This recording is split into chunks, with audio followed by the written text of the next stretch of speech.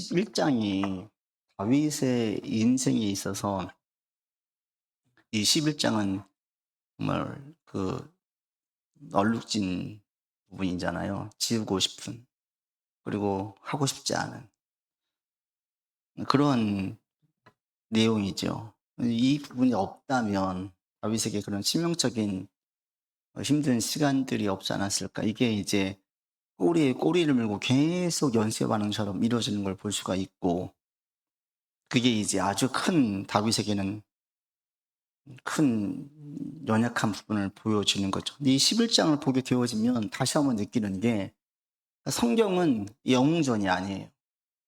전에 이제 어떤 분이 야곱이 아버지를 속이고 형을 속여서 장자권을 빼앗고 이런 축복권을 받는 것을 되게 이완시켜서 이야기하는 분들이 있는데, 그런 걸 제가 들은 적이 있는데 저는 거기에 절대 동의가 안 됩니다. 왜냐하면 그건 결국은 그 인물을 자꾸 이렇게 영웅시시키는 거거든요. 근데 성경에 나와 있는 모든 사람들은 우리가 똑같은 연약한 자예요. 그러니까 야곱이 아버지를 속였다, 형한테 팔죽을 가지고 장자권을 빼앗았다, 이것은 누가 봐도 부당한 거래. 불의한 거고 옳지 않은 거예요. 그러니까 이것은 옳지 않다고 이야기했는데, 이것을 좋은 쪽으로 얘기하더라고요. 어떤 분은 야곱이 축복을 받기 위해서 애를 썼다, 이런 식으로. 근데 거기엔 절대 동의할 수 없어요. 아버지를 속인 거죠. 엄마하고 짜고 속인 거죠. 불의한 거예요. 근데 그런 것들은 잘못된 거죠. 이게 왜 나오냐면 인간을 자꾸 영웅시시키는 거예요. 그런데 성경을 보게 되어지면 분명하게 나타나는 게 뭐냐면 인간의 연약함이에요. 한계예요. 성경을 통해서 인간이 얼마나 위대한지를 보는 게 아니라 하나님이 얼마나 위대하신지를 봐야 돼요. 이 오늘 다윗 부분도 마찬가지인데요.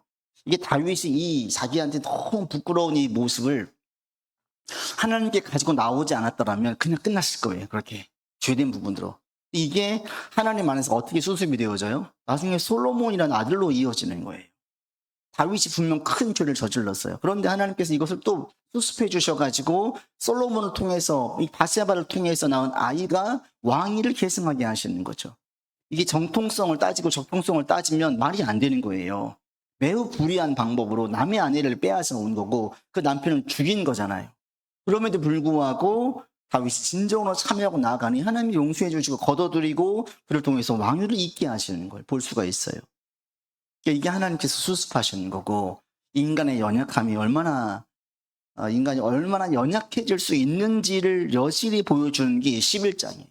이 11장을 보면요, 우리가 지금까지 봐왔던 다윗과는 완전히 다른 모습을 봐요. 다윗의 이런 모습은 처음이에요, 처음. 오늘 11장에 나온 다윗을 보면 이런 모습은 처음이에요. 이 본문을 쭉 보면서 나와지는 게 두 가지가 딱 떠오르는데, 한 가지는 죄라는 게 얼마나 무서운지, 죄의 능력이 얼마나 어마무시한지, 한 인간이 이렇게 무너질 수가 있구나. 그리고 또 한 가지는 인간이 얼마나 연약한지를 여실히 보여주는 게 11장이에요. 그래서 죄라는 게 우리가 정말 경계할 게 뭐냐? 죄예요, 죄. 죄는 암세포와 같아요. 성경에서 말씀하고 있는 죄가 들어오게 되어지면, 이걸 가만히 두면 이 암은 가만히 있지 않잖아요.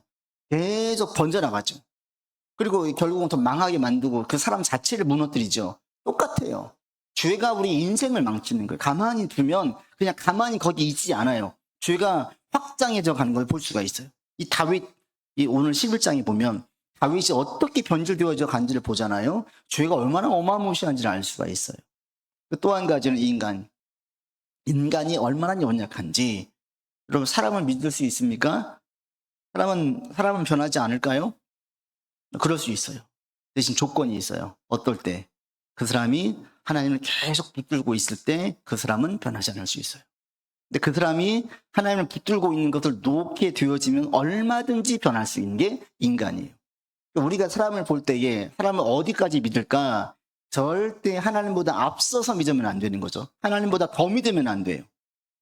그 사람이 하나님을 신뢰하고 있고 의지하고 있고 열심을 내고 있으면 우리가 믿고 나아가요. 그런데 어느 순간 하나님이 아닌 다른 것으로 신뢰하는 게 바뀌어졌다, 그럼 변질되기 시작하는 거예요. 그러니까 그때는 우리가 믿고 신뢰하고 따르기가 어렵지요. 인간의 이런 부분이에요.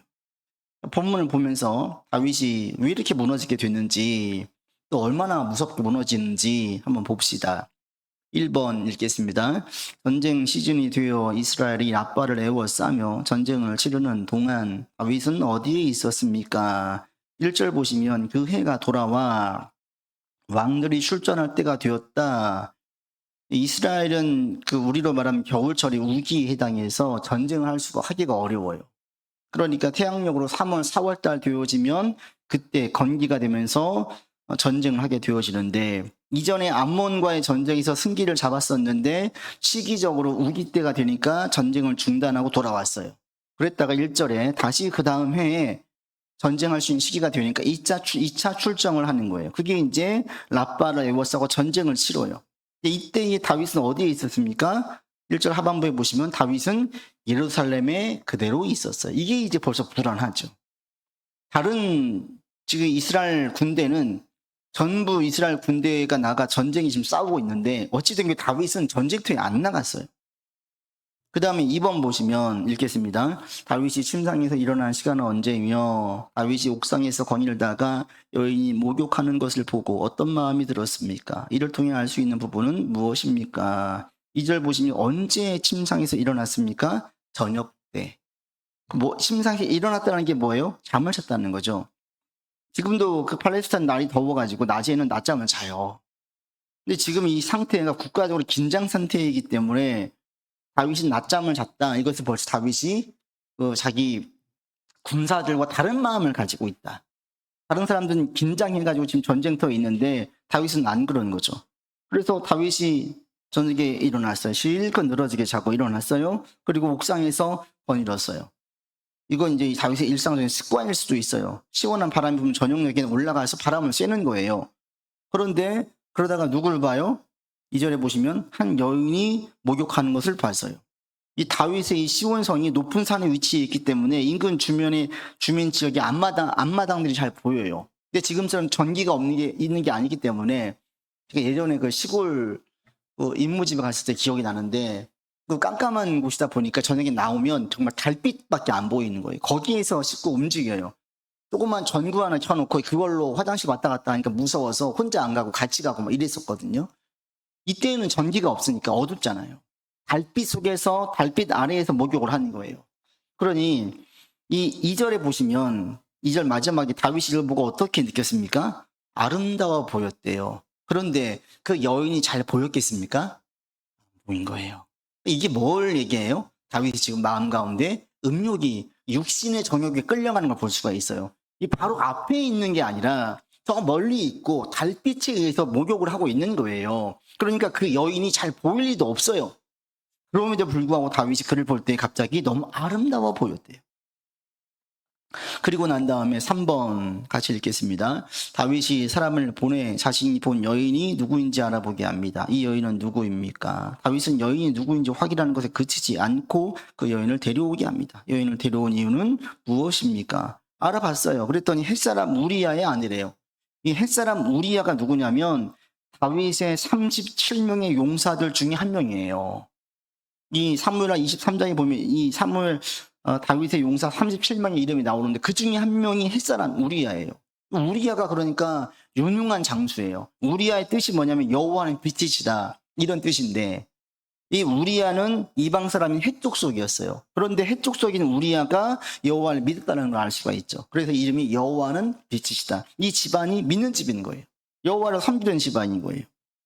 그래서 이 우리야가 유능한 자이고 하나님을 섬기는 자였고 그의 아내라는 것을 알았어요. 그럼 어떻게 해야 돼요? 그냥 말아야죠. 그런데 다윗은 그 여인을 데리고 가요. 그리고 어떻게 합니까? 동침을 해요. 그래서 그 자기의 어떤 육적인 정욕을 채우는 거예요. 이게 이제 끝이 아니에요. 여기서 이제 주요 확장성이 참 무서운 건데, 그렇게 하고 난 다음에 어떻게 되어져요? 전갈이 오는데 여자가 아이를 임신했다라고 다윗에게 보고를 하는 거예요. 벌써 다윗이 지금 뭐 했습니까? 탐욕을 품었죠. 남의 여자에 대해서. 그 다음에 정욕을 보면서 감염했지요. 벌써 이게 죄잖아요. 이 죄로 끝나는 게 아니라 죄가 이제 확장되어져 가는 거예요. 4번 보시면 읽겠습니다. 다윗은 밧세바가 자신으로 임신한 사실을 알자 이 상황을 어떻게 무마하려 합니까? 다윗이 그 얘기를 듣고 어떻게 합니까? 6절. 6절, 7절, 6절, 7절 같이 읽겠습니다. 다윗이 요압에게 기별하여 햇사람 우리아를 내게 보내라 하매 요압이 우리아를 다윗에게로 보내니 우리아가 다윗에게 이르매 다윗이 요압의 안부와 군사의 안부와 싸움이 어떠했는지를 묻고 그 다음에 8절입니다. 그가 또 우리아에게 이르되 내 집으로 내려가서 발을 씻으라 하니 우리아가 왕궁에서 나가매 왕의 음식물이 뒤따라 가니라. 왜 이 발을 씻는다는 게 뭐냐면 이 유대인의 표현인데 그냥 가서 쉬라는 거예요. 내 집에 가서 쉬어라. 이런 얘기인데 휴식을 취하라는 그 얘기인데 다윗이 왜 이렇게 했을까요? 왜 그렇게 했을까요? 자기가 임신시킨 것을 숨기려고. 우리아가 그 아내를 취해서 그렇게 임신한 것처럼 보이게 하려고 다윗이 6절, 7절 보면 묻고 이게 다 뭐예요? 지금 벌써 위선이에요. 위선. 겉에 있는 것과 속의 진실이 달라요. 속마음과 겉마음이 다르죠. 생각해주는 척 하지만 사실은 아니죠. 그러니까 8절 마지막에 왕의 음식물, 왕의 신하를 보내가지고 따라가서 확인해 보게 하는 거예요. 들어가는지 안 들어가는지. 들어가면 이제 안심이다 이거예요. 이런 모습 저는 준비할 때 이 내용을 잘 알고 있지만 이 본문을 준비할 때 다시 한번 느껴지는 게 평소에 우리가 알던 다윗과는 너무나 이질감이 되는 거예요. 다윗은 어떤 자예요? 진실한 자예요. 충성스러운 자예요. 그 겉과 속이 똑같은 자예요. 그래서 이 다윗 때문에 이 다윗을 보고 사람들이 충성했어요. 기름 부은 자이기 때문에만 충성한 게 아니라 다윗의 그 성정이 너무나 올바른 사람이기 때문에 모든 신하들은 거기에 다 함께 동참했었어요. 다윗은 말과 행동이 똑같았어요. 그래서 따라갔던 사람인데 오늘 본문에 보니까 다윗이 생각해 주는 척 하면서 위선을 떨면서 자기의 죄를 가리려고 우리아를 쉬게 해주는 것 같지만 사실은 이게 아닌 거예요. 다윗의 마음이 딴 데 있는 거죠. 자기의 죄를 숨기려고 그렇게 해서 나가는 것을 볼 수가 있어요. 그 다음에 5번 읽겠습니다. 다윗의 예상과 다르게 우리아는 집으로 들어가지 않습니다. 우리아가 집에 가서 쉬지 않는 이유는 무엇 때문입니까? 이를 통해 우리아가 어떤 사람임을 알 수 있습니까? 집에 가서 쉬어라. 그래서 안 들어갔다는 얘기를 받은 거죠. 다윗이 그래서 물은 거죠. 본문에 보시면 여러분 12절로 14절까지 말씀을 읽어보겠습니다. 다윗이 우리아에게 이르되 오늘도 여기 있으라. 내일은 내가 너를 보내리라. 우리아가 그 날에 예루살렘에 머무니라. 이튿날 다윗이 그를 불러서 그러고 그 앞에서 먹고 마시고 취하게 하니 저녁때에 그가 나가서 그의 주위의 부하들과 더불어 침상에 눕고 그의 집으로 내려가지 아니하니라. 일단 저희 여러분 11절에 가보시면 11절 읽겠습니다. 우리아가 다윗에게 이르되 아뢰되 언약궤와 이스라엘과 유다가 야영 중에 있고 내 주 요압과 내 왕의 부하들이 밭과 뜰에 진치고 있거늘 내가 어찌 내 집으로 가서 먹고 마시고 내 처와 같이 차리이까? 내가 이 일을 행하지 아니하기로 왕의 살아계심과 왕의 혼의 살아계심을 두고 맹세하나이다. 다윗이 물었어요. 너 왜 집에 안 들어갔냐? 그러니까 11절에 있는 것처럼 이렇게 얘기를 하는 거예요. 지금 우리의 동료들은 전부 다 전쟁터에서 싸우고 있는데 목숨 걸고 싸우고 있는데 내가 어떻게 편히 쉬겠습니까? 이게 뭐예요? 얼마나 충성돼요. 이 얘기를 들으면 왕의 입장에서 어떻습니까? 매우 흡족하죠. 그리고 좋은 충직한 신하구나 칭찬을 해야 마땅하죠. 다윗이 어떻게 합니까? 아무런 얘기를 하지 않아요. 왜요? 다윗은 지금 다른 마음이잖아요. 자기의 그 임신시킨 것을 숨기려고 우리아를 불러왔는데 자기의 계획대로 우리아가 움직이지 않고 있잖아요. 그런데 이게 평소에 다윗이라면 충성된 그 대답에 감동하고 상을 줘야 마땅한데 지금 자기의 죄를 은폐하려고 하다 보니 이 옳은 우리아의 행동이 불편한 거예요.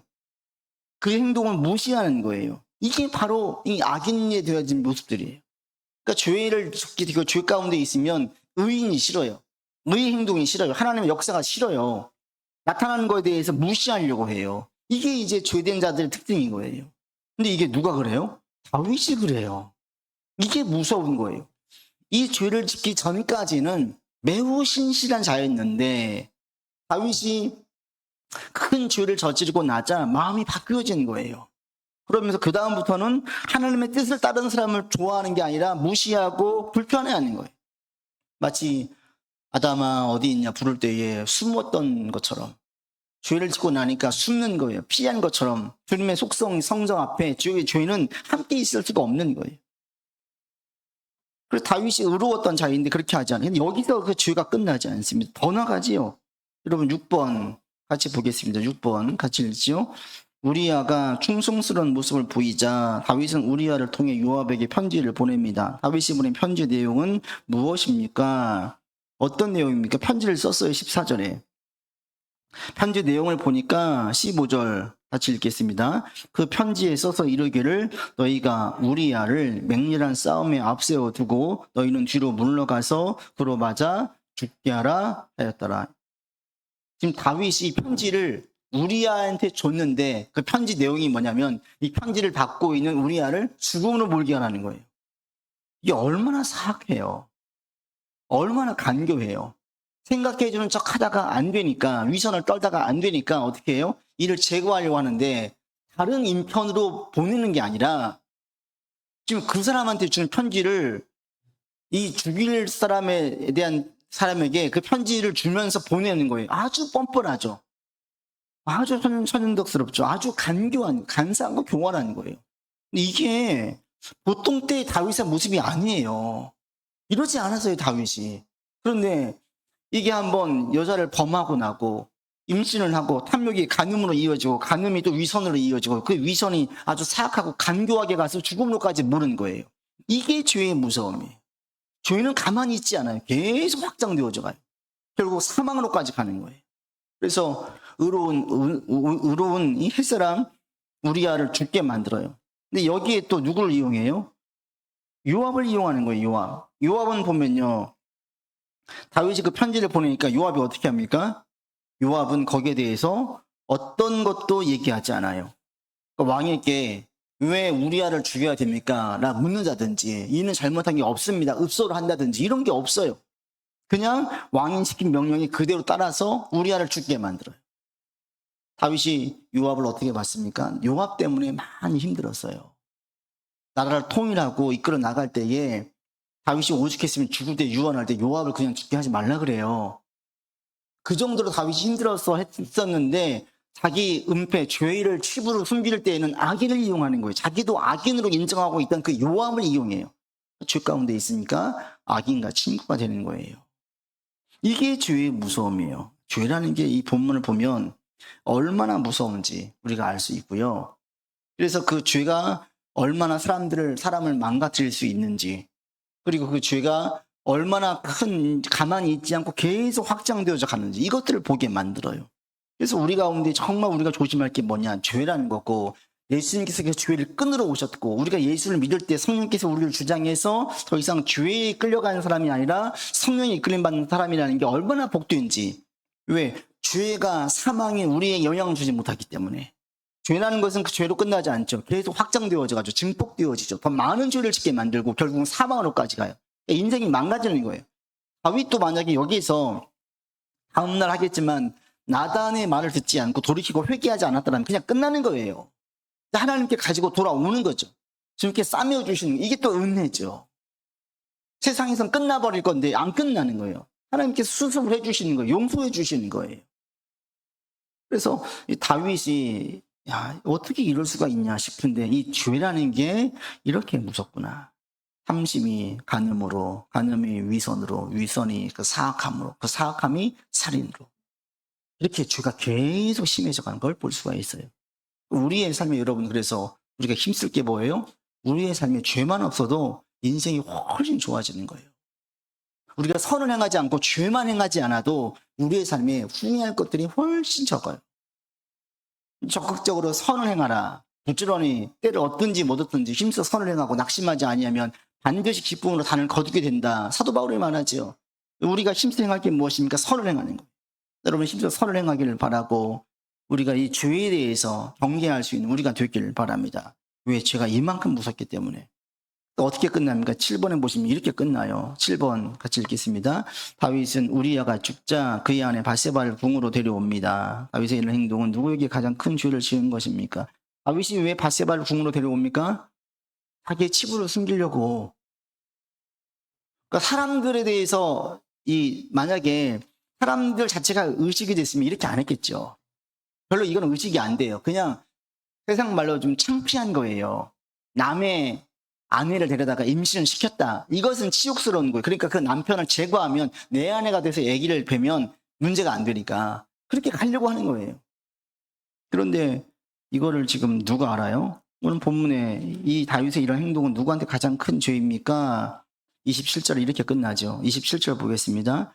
그 장례를 마침에 다윗이 사람을 보내 그를 왕궁으로 데려오니 그가 그의 아내가 되어 그에게 아들을 낳으니라. 다윗이 행한 그 일이 여호와 보시기에 악하였더라. 누구 보시기에? 여호와 보시기에 악하였더라. 이전에 다윗은 악인들을 볼 때, 또 사울을 볼 때, 억울한 일을 당할 때 어떻게 기도했냐면 여호와여 보시옵소서 하나님께 기도했어요. 하나님 저의 억울함을 하나님께서 풀어주십시오. 주님께 의지했었어요. 그런데 이 11장에는 그런 게 하나도 없어요. 죄에 빠지니까 여호와를 안 찾아요. 하나님을 의식하지 않아요. 거기서 그냥 헤매고 있는 거예요. 이게 죄의 무서움이에요. 그래서 이제 12장에서 나다는 책망을 듣고 돌이키고 시편에 보면 나로 구원의 기쁨을, 이 본문의 내용에 근거해서 나오는 시편이 나로 구원의 기쁨을 회복시켜 주십시오 라고 기도해요. 금식하면서 다윗이 이렇게 기도하고 찬양하는 걸 볼 수가 있어요. 다시 회복하는 거예요. 그 죄에서 일어나는 거예요. 이 죄가 이렇게 무섭다. 그리고 이 모든 것들 다윗은 은밀하게 행해서 아무도 모를 것 같지만 사실 이걸 누가 알고 있어요? 여호와가 보신다. 여호와가 보신다. 그래서 우리는 계속 우리가 의식할 게 누구예요? 우리 하나님을 의식하며 사는 거예요. 여기 보면요, 옳은 자가 한 명도 없어요. 우리야만 억울하게 죽음을 당했고, 밧세바는 어때요? 밧세바도 다윗이 불렀을 때 거기에 저항하지 않아요. 저는 이미 남편이 있습니다. 안 됩니다. 이런 반대의 의견 자체를 안 내요. 침묵해요. 물론 다윗의 권위가 워낙 높으니까 쩔쩔맬 수도 있지만, 그렇지만 여기에서 아내에 대한 본분으로서 한마디도 말을 못해요. 요압도 마찬가지예요. 죽이라고 했을 때 우리아가 잘못한 게 하나도 없어요. 우리아의 성정을 요압도 잘 알 거예요. 다윗이 37명 중에 한 명이에요. 그런데 그냥 죽이라고 이야기하니까 죽여요. 근데 요압이 그만 죽이는 게 아닙니다. 그럼 여러분 본문 한번 다시 보십시오. 17절에 보시면 16절 17절 보겠습니다. 요압이 그 성을 살펴 용사들이 있는 것을 아는 그곳에 우리아를 두니 그 성 사람들이 나와서 요압과 더불어 싸울 때에 다윗의 부하 중 몇 사람이 엎드러지고 햇사람 우리아도 죽었어요. 혼자 죽은 게 아니라 몇 사람이 같이 죽었어요. 그런데 이 몇 사람들이 그 주석에 보면 다윗의 유능한 장수였다라는 거예요. 우리아를 죽게 하려고 요압도 자기의 수하에 있는 신하들을, 부하들을 죽이는 것을 주저하지 않아요. 그러니까 요압이 원래 이런 자예요, 요압은. 근데 이런 자를 통해 가지고 일을 하는 거예요. 그러니까 이 자체가 지금 다 잘못됐죠. 이 11장은 온통 다 죄로 얼룩된 거예요, 죄로. 죄가 얼마나 무섭게 확장되어지는지를 그대로 보여주는 게 이 11장이에요. 이 세상이 마찬가지예요. 세상이 왜 이렇게 죄가 힘들고 어렵고 눈물과 고통 가운데 있어요? 들어가 보면 죄 때문이에요, 죄. 그러니까 죄만 끊겨지면, 복음만 들어가면 사람들이, 다윗도 마찬가지 아니겠습니까? 그렇게 의로웠던 다윗이 죄를 범하니까 아주 사악하고 간교하고 위선을 떨고 탐심에 빠져 있고 이런 사람으로 바뀌어지지요. 세상이 마찬가지예요. 왜 이렇게 사람들이 다 그럴까? 그 들어가 보면 본질은 다 죄 때문이에요. 그럼 뭐가 해결하면 돼요? 죄만 끊어지면 되는 거예요. 그러니까 예수 복음이 중요하고 예수를 믿고 그 죄에서 끊어지는 게, 죄에서 자유함을 얻는 게 그래서 중요한 겁니다. 그래서 우리가 힘써서 복음을 증거하고 사람들이 주님 안에 있게 만드는 게 중요하고 또 우리도 주님 안에 있는 게 얼마나 중요하고 복된지를 여러분 다시 한번 고백하면서 나아갈 수 있기를 바랍니다. 우리가 죄를 경계하고 죄를 멀리하고 주님 안에 있으려고 하고 지금 이렇게 와서 예배 드린 자체가 하나님의 은혜를 삼하고 주의 말씀을 들으려고 하는 거잖아요. 이 자체가 우리한테 큰 축복이에요. 돈 많이 벌든 못 벌든 승진을 하든 못하든 이 계획한 일들이 되든 안 되든 이건 두 번째 차치하고 정말 큰 복이 뭐냐, 지금 내가 주님 안에 있어서 죄 가운데 있지 아니하고 은혜 안에 있고 말씀 안에 있으려고 애를 쓴 자체가 이게 복이라는 거예요. 여러분 이 사실을 기억하면서 오늘도 감사함으로 나아가고 우리가 힘써서 선을 행하는 우리 모든 삶이 되기를 바라고, 더 나아가서 세상이 왜 이렇게 무너지고 있나, 다 죄 때문이에요. 죄 때문. 그 죄가 끊겨지고 사람들이 주님 안에 거할 수 있도록 우리가 복음을 전하고 또 주님 안에 거하도록 힘쓸 수 있는 우리 되기를 바랍니다. 같이 기도합시다. 같이 함께 기도하겠습니다. 죄가 얼마나 무서운지, 죄의 능력이 얼마나 센지를 보게 만듭니다. 세상에 왜 이렇게 많은 눈물과 고통과 아픔이 있는가? 죄 때문이에요. 이 죄는 계속 확장되어져 가요. 증폭되어져 가고요. 힘이 커져가는 걸 볼 수가 있습니다. 또 악인이 악인과 힘을 합쳐 가지고 의인을 죽이는 것들을 보게 되어집니다. 이 모든 것들을 끝낼 수 있는 것은 예수 그리스도의 보혈밖에 없음을 우리가 분명히 보게 되어집니다. 이 나라를 위해서 기도합시다. 한국교를 위해 기도합시다. 우리 가정과 우리 자신들을 위해서 기도합시다. 이 땅에 주의 말씀을 귀히 여기고 예수를 구주로 고백하는 자들로 가득한 나라 사람들 되게 하여 주십시오라고 기도하십시오. 또 우리의 가정이 계속 주님 안에 구할 수 있도록 인도해 주시기를 간구하십시오. 또 이 땅의 교회와 우리 교회가 이 지역에서 또 많은 지역에서 귀하게 주님의 복음을 증거하며 쓰임받는 교회를 되게 해달라고 같이 기도하도록 하겠습니다. 같이 기도합시다. 주님, 우리가 주님 안에 있으니 복입니다. 아버지 안에 있는 게 우리가 복임을 다시 한번 보게 되어집니다. 하나님, 주님 안에 거하고 주님 안에 있는 자 되게 하여 주시고 주님을 따르는 우리가 되게 하여 주시옵소서.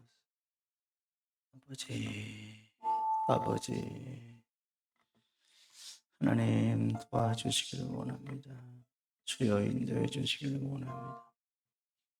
아버지 하나님이여 도와주시고 주여 이끌어 주시기를 원합니다. 하나님 도와주시기를 원합니다. 주여 도와주시고 인도해 주시고 아버지 하나님, 우리가 주님을 믿는 자체가 얼마나 복인지를 다시 깨닫게 됩니다.